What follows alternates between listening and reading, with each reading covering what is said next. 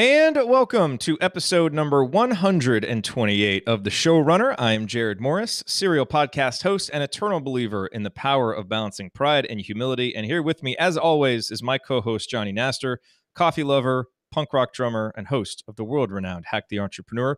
We are your podcasting mentors, excited to be with you for another week of talking about not just how to podcast, but more specifically, how to drive meaningful results from a podcast-centered marketing strategy. And this week, we are going to talk about how you can move beyond thinking about just connecting to your listeners with your content. We're going to discuss the step-by-step process you have to go through to actually build an audience that transcends your content, that leads to connections beyond just the connection developed between host and listener, and the benefits that you as the showrunner reap when you do. So settle in, turn up the volume, and come along with us on this week's path toward becoming a better showrunner. First, let's welcome in Johnny by hitting up the random question generator so that we can learn a little bit more about him. Johnny, are you ready for this week's question? Absolutely. Do you like to sing out loud when no one else is around? No. Really? Yeah. You just like to drum? Like, do you go around just like drumming on random stuff? Like with pencils and cooking utensils and... Yes. Yeah, as you're doing. Oh my God, my teachers used to hate me. Wow. So yeah, no, I don't. I like to play guitar along to songs, and I like to drum along, I guess, but not a singer. No, drummer. I am. So I will answer this question. Yes, I sing out loud when no one is around. I also tend to sing out loud when people are around.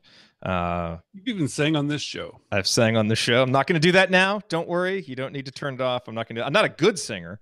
I don't pretend that, but I do love to sing. It's the one talent that I don't have that I kind of wish I did. But, you know, I just talk into microphones instead. We all have to know our place, right? That's enough. Yes, that is enough. Okay, so if this is your first time listening to The Showrunner, we want to welcome you. We are glad that you're here. You may find that this is not your typical podcast about podcasting, and that is exactly the way that we want it.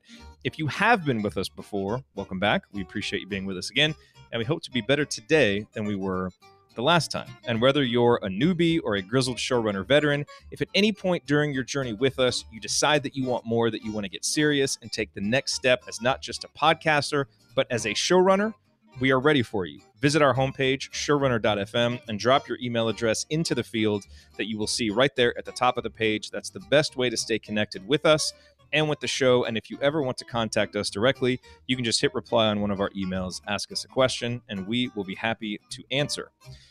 Now, Johnny, speaking of grizzled showrunner veterans, this week we are shining the showrunner spotlight on Chris Stanley, a member of the original showrunner podcasting course and a member of our new showrunner podcasting community. And one of the things that we do for the showrunner spotlight is we play the intro to these shows. And sometimes I try and, cut those down a little bit just to kind of save time. But Chris's it's a truly epic intro. So it's like 55 seconds long. I'm going to play the whole thing. I think when I'm done, you'll agree with the decision that I'm making here. So we're going to tell you about all the success that Chris has been having with the show, because it's mind-boggling, and we're so excited about it because we've been, working with Chris for a couple of years now, and he's been keeping us updated, and it's been so great to see. But let's start by listening to the intro to Chris's show, which is awesome. Here it is. So here's the question. How do independent adjusters and appraisers like us, who can't hide behind corporate logos, processes, and profits, who are spending our own money and reputation, how do we work in a way that lets us get work, assignments, deployments, and more income without wasting time or money in this world of insurance while we stand out in the crowd? That is the question, and this podcast will help guide you to the answers. My name is Chris Stanley, and this is the Independent Adjuster Podcast. Join myself and other independents on the path to non-corporate success in the insurance industry. We are IAs. Just awesome. Wow. It's like an episode of Shark Tank crossed with a movie trailer crossed with like a rock concert. It's just great. I love just the feeling that it builds. It's really well done. It's amazing. I haven't heard that yet, Chris, until right now. So wow. It is great. So let's talk a little bit about the success that Chris has experienced, because what's happened to him is such a great lesson for everybody, and so motivating for everybody who maybe in the early stages of launching a podcast and wondering, okay, should I keep at this? What's really possible from this? So here's what Chris told me about how launching his podcast has completely altered the trajectory of his career. He said, quote, "Since starting the podcast, it has been insane how my world has changed. IA Path, which is his company, and I went from being completely unknown to being considered a thought and industry leader, all because of his podcast."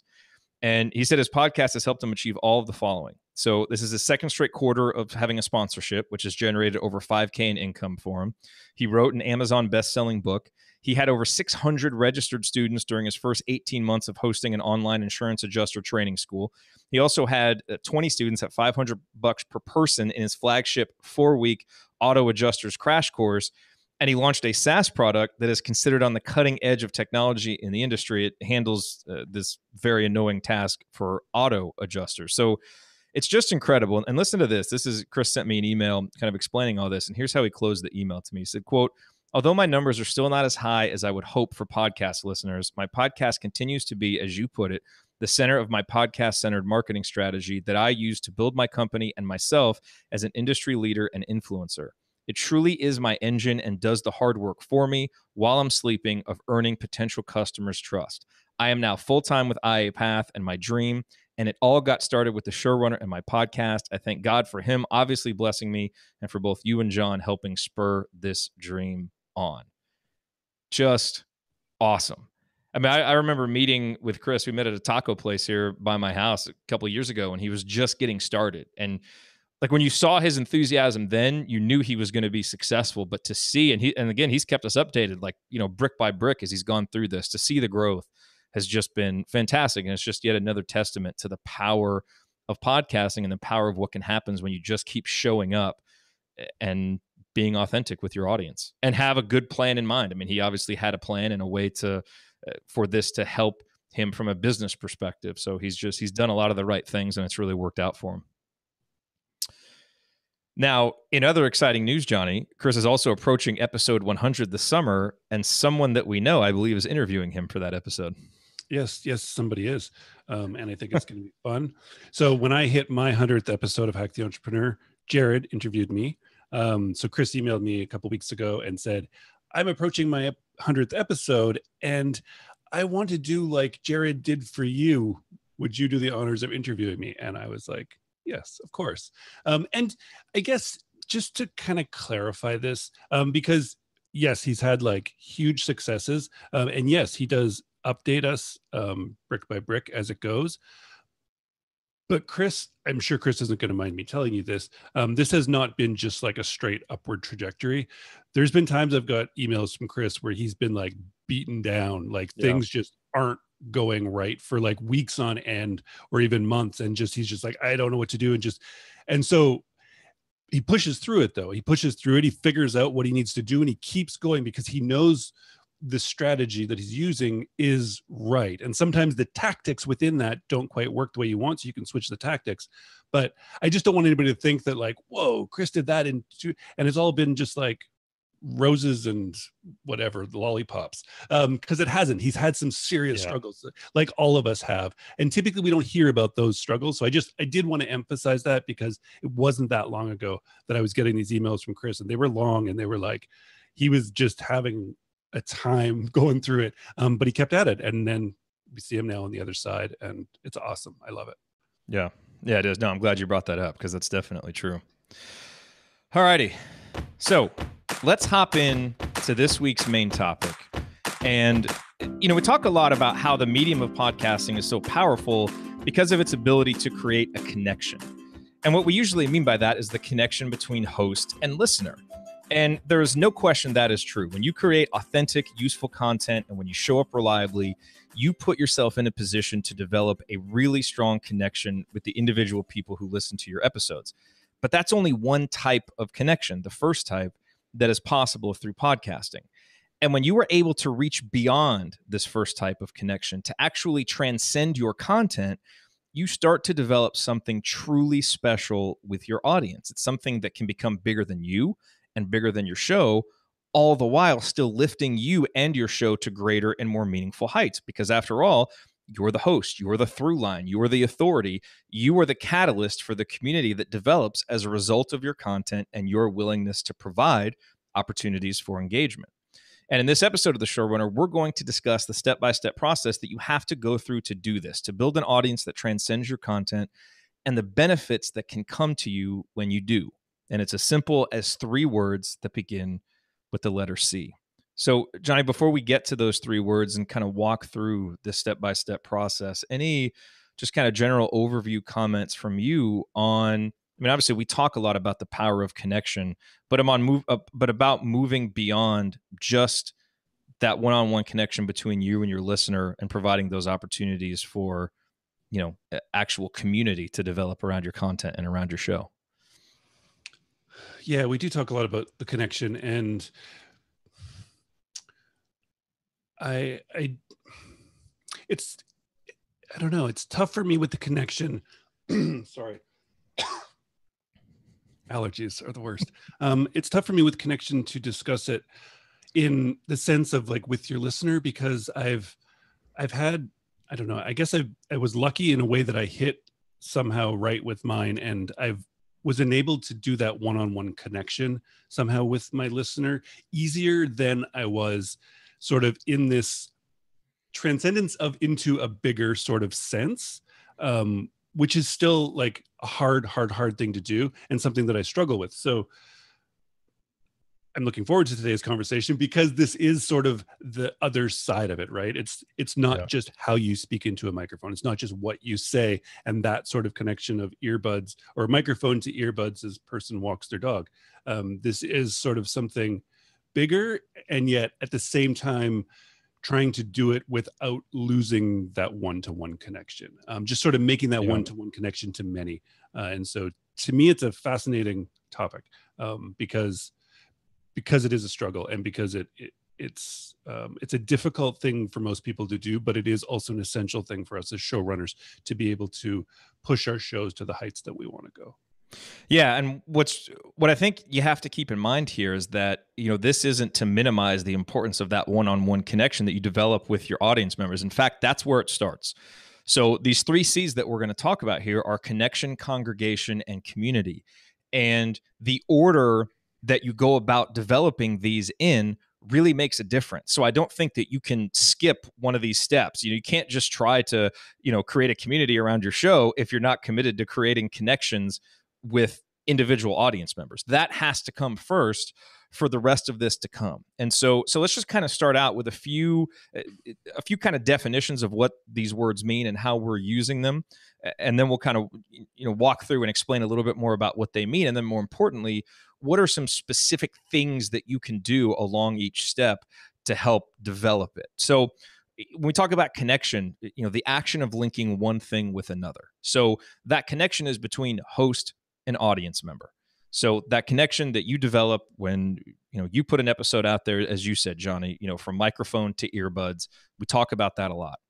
The next step then is congregation, okay? A gathering or collection of people.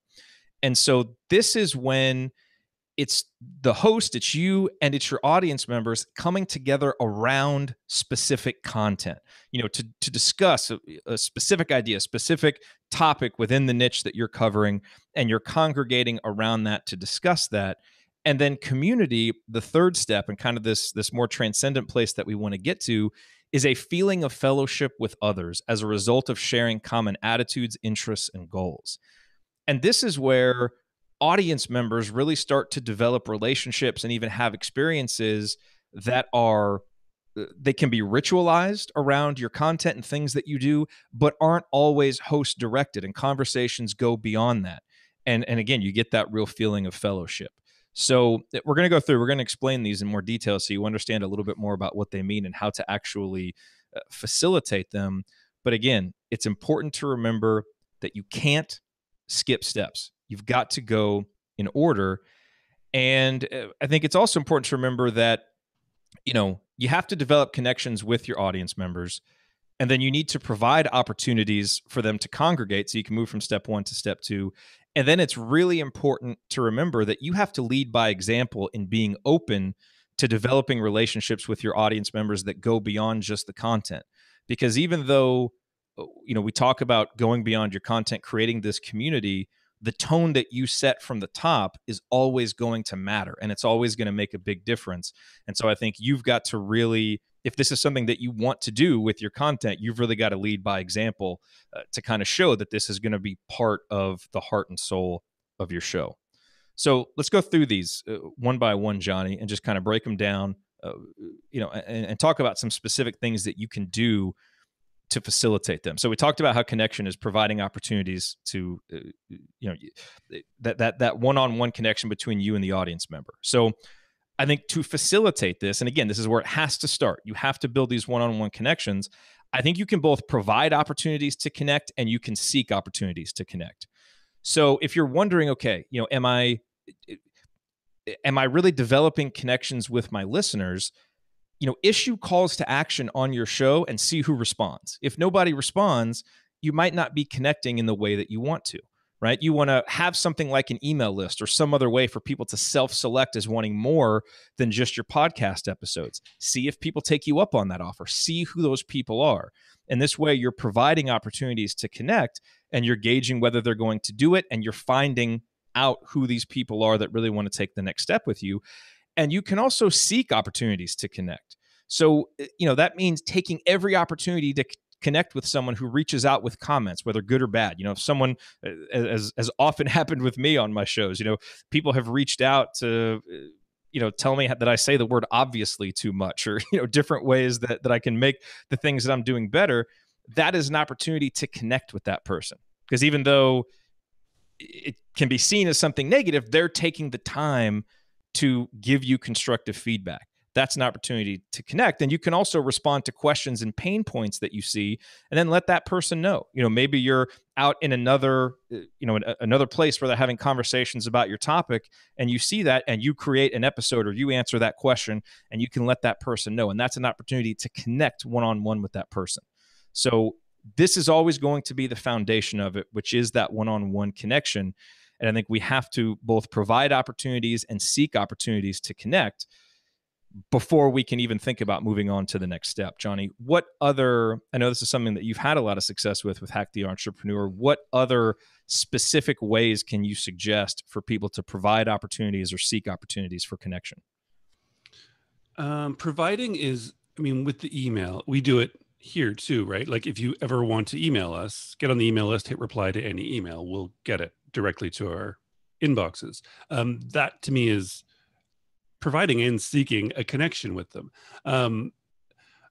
Another thing is, I guess it would be like providing opportunities indirectly, which is really focusing on your content. And if your content is actually connection worthy with an audience, right? It doesn't matter how good your call to action is or how big your email list is, if what you're creating isn't actually worthy of creating that connection with you and with your guests, if you have them on, or with your co-hosts, whatever it happens to be, or with your brand.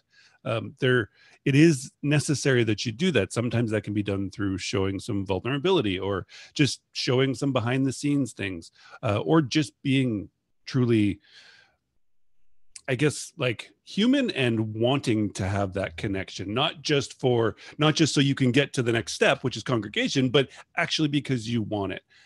And sometimes it gets missed there. And some people's shows really can get these opportunities for connection easier because they have content that just sort of drives that to you. Like, you know what I mean? And some shows it's not. It's like they have the best call to actions, all those things, but the content itself and the hosts themselves aren't really open for connection. And so I don't know if that's because they're thinking about it more transactionally, which then obviously loses that authenticity. And so it's the tough part, right? It's the tough part of making that connection, being authentic, like you're speaking across the table to your audience, but at the same time wanting to do it with many people.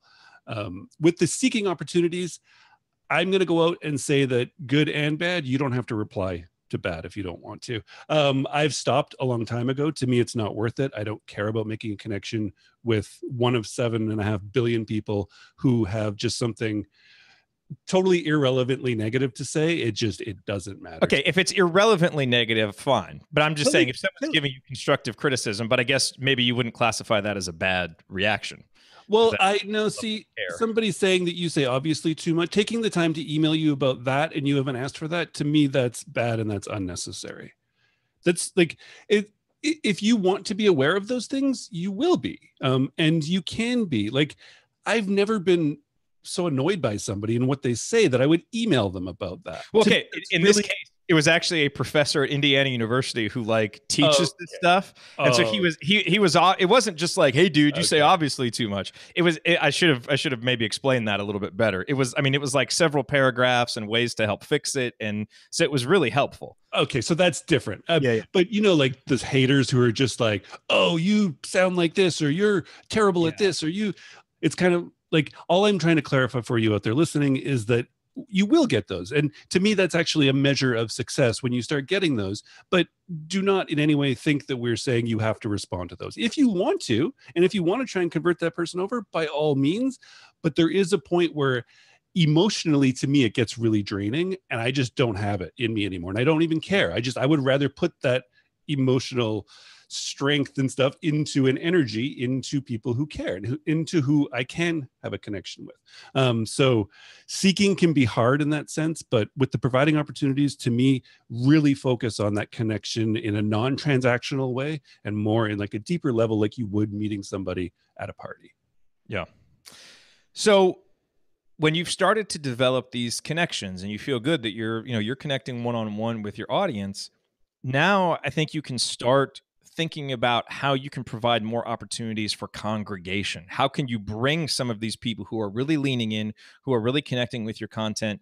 How can you then bring them together to have some rich interactions and some rich discussions about your content? And so this idea of congregation is about providing opportunities for audience members to congregate around your content specifically. Okay, so there's a lot of different ways to do this, right? You can have a comment section on your show notes that you direct people to discuss it more. You can start a hashtag for your content and just kind of make it a general hashtag, or it could be specific to episodes or topics. Like we could start the hashtag, hashtag Showrunner, that you could, just comment about any topics that we do, or it could be like hashtag Showrunner 128. Tell us what you think about the 3 C's, right? And that would be a way that people can then go on Twitter and kind of organize the discussion and congregate around that topic. You could open up a forum on your site, right? Which would give people a place that they could congregate around those topics. You could start a Facebook group where you lead discussions about your content. You could host an in-person meetup where you present a lesson on a specific topic. But the idea here is that, people are connecting around you and your content.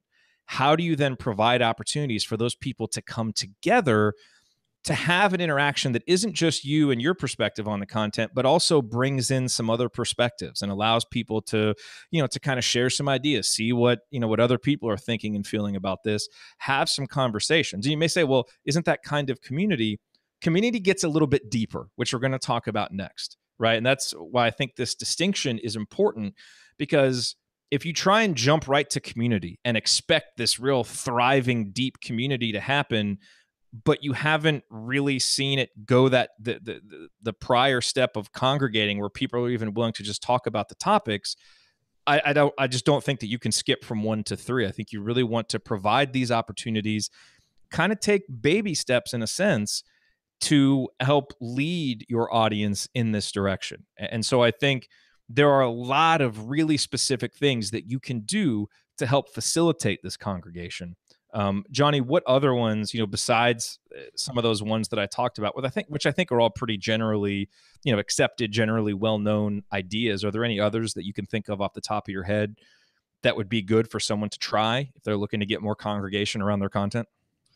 I mean, with the Facebook group, there's other platforms you can do the same thing on. You can start a LinkedIn group these days. You can start your own subreddit on Reddit if you wish about your podcast. People do it all the time. And it's hard, again, because sometimes when you start going to building, sometimes when it's like something like that, a group on either Facebook or LinkedIn or Reddit or something, it does blur the line between congregation and community. And so you can run into the where probably 99.9% of them that start are where they just sort of fizzle out because there wasn't that initial step of congregation first. So to me, those things do exist, and you can have the platform of your choice, but it really, I would stick to way simpler things like the comment section, really encouraging comments, and even the hashtag, where it's such a low barrier to entry. It can get you practice sort of getting used to this and having this congregation, having these conversations, and it can also get your audience used to it. So yeah, rather than pushing to have more on the list, I would think just pick the easiest one that you can find and start there, because most of us want to jump ahead, like you said. And this is sort of a stepping stone process. So I would encourage you more to stick to those easier of the two, the comments and the hashtagging. Yeah, and to remember that this congregation step is going to be very host-led. Like, you're directing this conversation. It's probably around a specific topic, because the other risk that you can run into is just kind of stepping back and hoping that it all develops. But if you don't go through the step of congregation and really leading it, you're never really going to be able to kind of develop the infrastructure or the scaffolding that a community needs to start taking shape. So that's the important thing to remember about congregation, is you've really got to drive it. You've really got to put these opportunities out there, direct people there. And then as you do that, it's not like there is going to be, like this black and white line where it's like, okay, one day it's congregation and one day it's community, right? Like it develops a little bit, and there's going to be a transition there, and the lines are kind of blurred. But the difference between community and congregation is that as you start to develop a community, that is more about providing opportunities for ritualized congregation. So you kind of try some different maybe congregation strategies out, you see what works, and you can start to provide some ritualized opportunities for congregation that people get used to, that they start to count on, that they show up for regularly. And you also start to see, and I think you feel this as a showrunner, and you maybe kind of start to step away a little bit as things start to take on a life of their own, where interaction becomes more free, becomes more unmoderated, and becomes more led by the people in the community. All right. And there are lots of ways that, as you see your congregation start to succeed and people are showing up and they're starting to be useful conversations, there are some additional things you can do. So one that I've found that works really, really well, and it's really been huge for us on the Assembly Call, is hosting regular live events with an open chat room. We started live broadcasting our radio show recording on Thursday nights. And at first, it was just kind of a place for people to congregate. And you could see that the discussion in the live chat was just about what we were talking about on the show. But as that has evolved now, it's just a place where people kind of show up on Thursday nights and the conversation is all over the place, and they're interacting with each other, talking about different topics, talking about the show too. But there's more of a fellowship there than people just congregating about the topic. Like, they're showing up to kind of hang out with their friends. And that occurred because we kind of opened that up and had that live event. It was this ritualized congregation that then started to take on a life of its own, right? You can host live meetups that maybe don't necessarily have a rigid predetermined structure, but are just about getting people together. And the inference, of course, is, if it's a showrunner meetup, we're probably going to talk about podcasting. But if we're a community, it probably starts to become about a little bit more than that. You could host a private social network that has a good structure, but isn't too rigid, so that it facilitates free interaction and discussion. This is what we're trying with our Showrunner podcasting community on Mighty Networks, which you can check out at community.showrunner.fm. That's what we're trying to develop there. And I think the other thing that's really important about this transition into building community is recognizing where community moments are interacting together beyond you,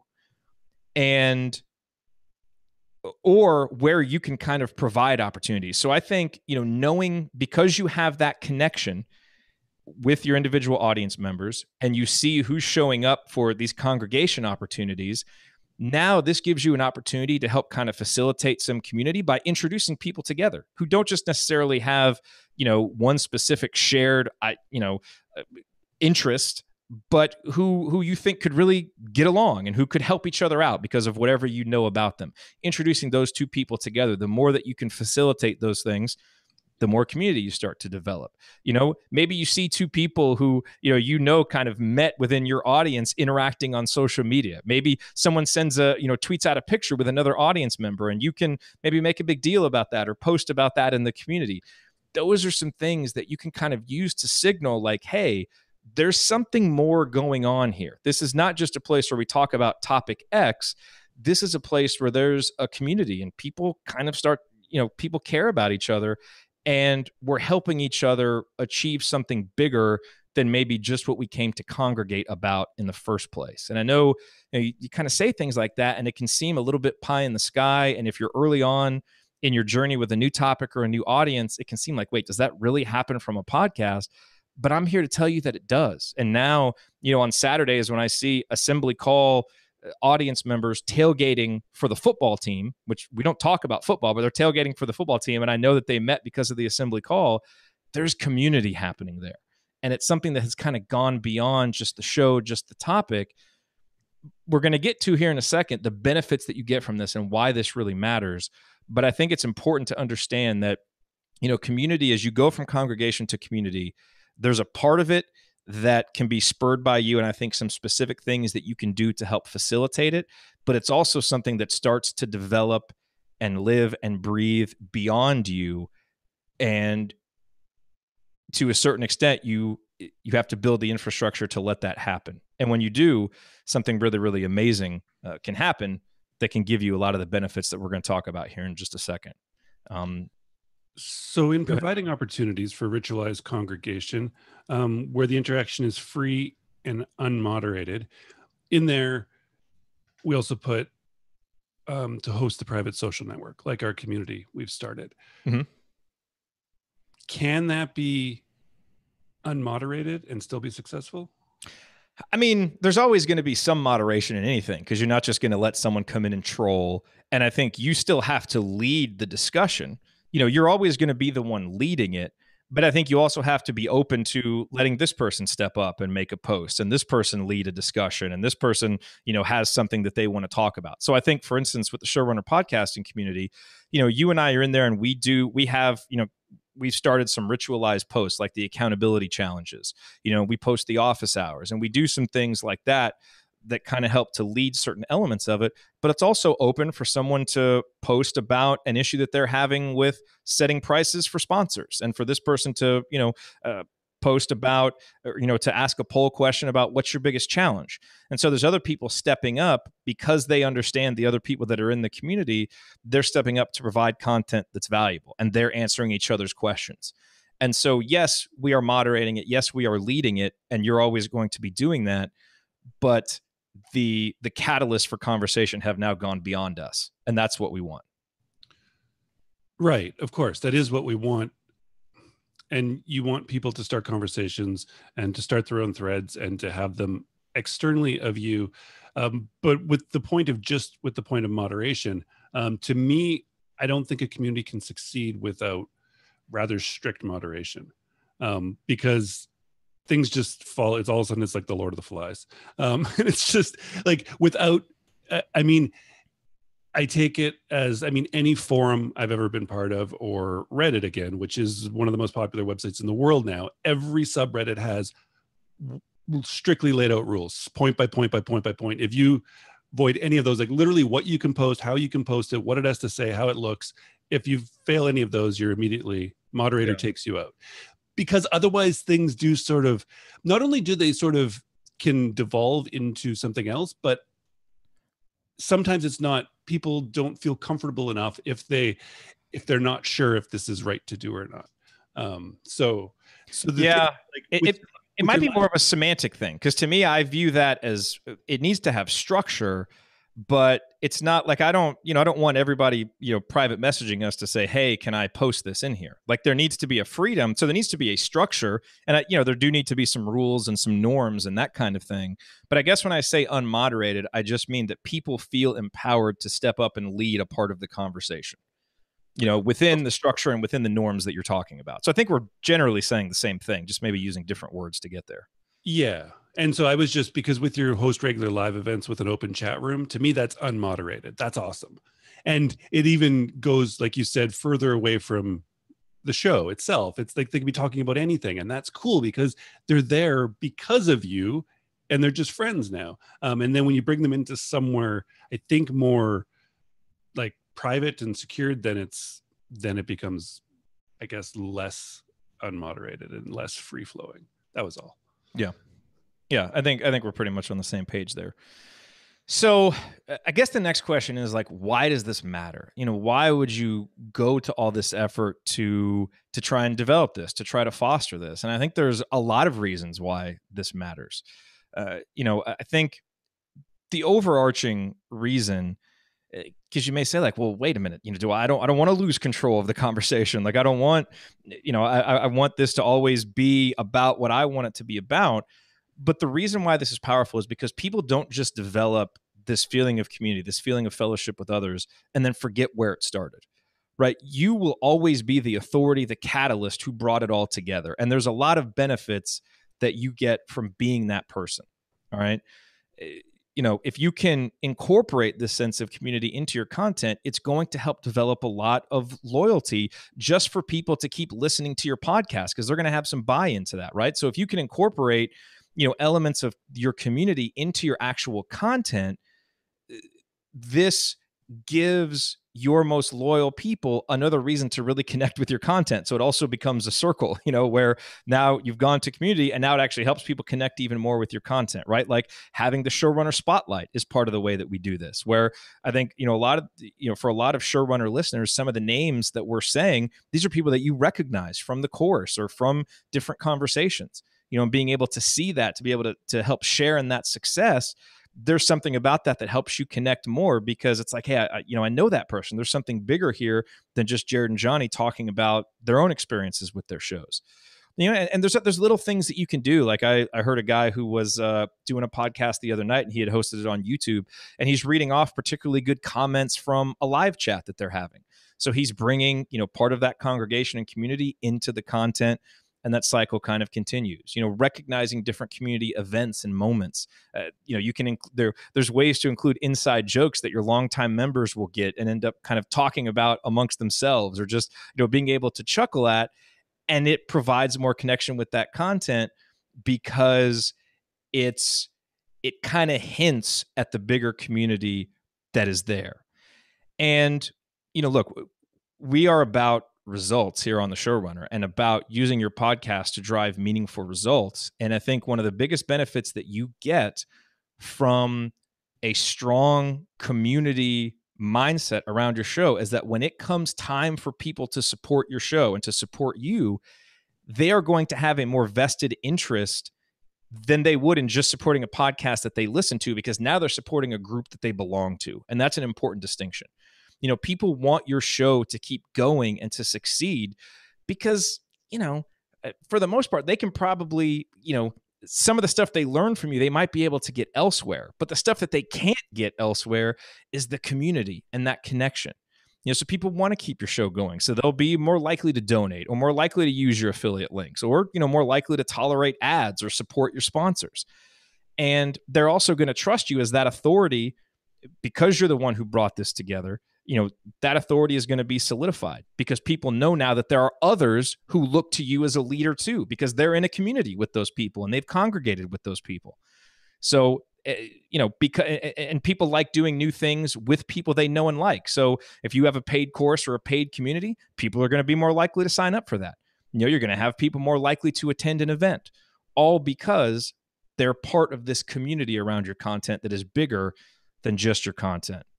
And when you do all of this, you become more than just a podcaster. You really become a showrunner who is giving people not just a remarkable audio experience, but a remarkable community experience. And yes, they're getting the education, entertainment, and inspiration that they're coming to for your content. But more than that, they're getting this fellowship. And in a day and age when people are feeling more disconnected, there's a lot to be gained by being the person, by being the catalyst who helps people feel more connected. And when you can give people that with your show, not just the connection one-on-one between you and the listener, but connections between audience members that happen because of your content, because of you, man, there's something powerful in being the person who does that for all the reasons that I've just stated and more. And this is the path that you have to go on to do it. It's not going to happen after 10 episodes. It's not going to happen right away, and it's not going to happen by accident. This is something that you have to show up reliably to do. You have to be patient with it, but you have to have a plan, and you have to really care. You have to care enough to develop the one-on-one connections. You have to care enough to spend time to open up the opportunities for other people to connect. But man, when you do, it's something that can really, really pay off for all the reasons that we just talked about. Johnny, what other benefits do you think people get by doing this? Because it's not always something that you can necessarily just draw like, a dollar amount return on investment on, but we know how powerful it can be when it's done right.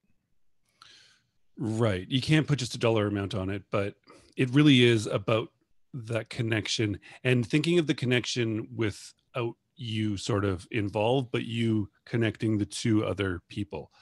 To me, I mean, Seth Godin wrote an entire book on it, and the connection economy, saying that the more you can bring people together and have them connect, even without you, but you sort of are that catalyst, sort of bringing them together, the more powerful it will be for you and for what it is you're trying to do. Because everything right now, and I think the more we go, like, I think just as a society, we are craving that connection. And so if you think about the companies that have managed to do this, like Facebook, like that's the reason why they're like multi-billion-dollar companies, because they literally are just a connection software that have allowed people to connect with other people, and they don't have to take part in it anymore. That's just, we can do that ourselves, but we all get to sort of, they get to benefit from it because they were the catalyst for it. And so thinking about it that way and really sort of empowering that with, and there is a certain sense of letting go though, right? Where you have to,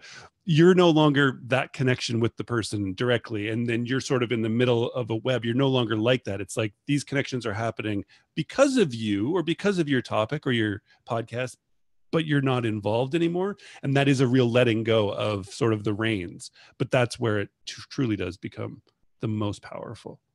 Yeah, it does. So in review, the 3 C's, this kind of long-term 3-step process that will help you build an audience that transcends your content: connection, congregation, and community. And remember that you need to go in order. You can't skip steps, and you've got to be really intentional each step of the way to make sure that you're both seeking and providing the opportunities to make these connections happen, to allow this congregation to happen that then facilitates the development of the community that you're looking for. Johnny, any final thoughts before we wrap up? Besides the fact that people should go to community.showrunner.fm and join the community that we are developing around podcasting, which is kind of our way to, this to me, Johnny, is our transition from congregation to community. That's what I think this new network represents to me. Right. And so far, so good. Yeah. And it's funny because 2 years ago, when we started the Facebook group, it felt like that was the transition to community, but it really wasn't. That was just like a long sort of transition through congregation, I feel, because of the way I think Facebook has changed it, where you can't actually, they're kind of taking away your ability to have an actual community anymore because you can't reach out to everybody at all times. And so now we've made the full transition, or we're making it. And it's, well, I mean, I think that's why we're doing episodes about it, because it is exciting to see. And it's really, it's cool. It's amazing to see people just having conversations without us. It's really cool. It is. It is. All right. Well, thank you for joining us for another week of talking about how to drive meaningful results from a podcast-centered marketing strategy. If you want more from us, if you want to join one of our courses, if you want to view our show archive, if you want to get on our email list, we are ready for you. Visit showrunner.fm and you will find what you are looking for. We will be back with another brand new episode next week. We hope that you will be here with us. Until then, be authentic, be useful, and keep showing up. We'll talk to you soon.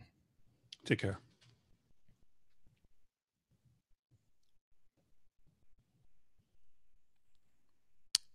All right. That was fun. That was a good. That was a good. Topic. It needs like a Cookie Monster like GIF somewhere in it or something. I kept thinking like, C is for community. It's good for me. Just from the very beginning when you did the opening intro, I was like, wow, Cookie Monster, 3 C's. Yes, it does. That's a good idea. Oh man. I Cool. didn't want to put that into the show itself. I did at first. I was like, no, I'll leave this. Susie watched on Facebook. Awesome to see you, Susie. Thank you. Bob was here watching us on Zoom. Awesome to see you here, Bob. We always appreciate it. Mm-hmm, we do. And, that's one of the reasons why we decided to start these live shows, is to provide an opportunity for congregation. It's, we kind of started this kind of emanated from what has happened with the assembly call. It's a little bit different here where, the assembly call, it's leveraging a live event, typically a game, and then, giving people a place to extend it. We're not really doing that with show running or, with podcasting. And, we just kind of picked a random time in the middle of a Wednesday. But hopefully over time, it's something that develops that people know they can come hang out if they have follow-up questions, if they want to talk amongst themselves. But I just think having a regular time that you promise you're going to show up for and being there, and then having an opportunity for people to kind of come and congregate. I think it's just important to have those opportunities. So having an opportunity for us to all do push-ups right before, like Bob said that he did. Yeah. Bob did push-ups. Do I need to start doing push-ups before these? Maybe all right. I'm going to try that next week. Obviously. You don't have to do many, just. I don't think I could do many, right? Yes. I got to work my way back up to that. Thank you for the permission to feel okay when I can't do many. Well, I know that holds people back sometimes. So yeah, no, I'll fight through that. Yeah. Alrighty. Great to see y'all. We will be back. I'm gonna go get this thing posted, and then we'll be back next Wednesday. And if you're inside the community, we will talk to you on office hours tomorrow.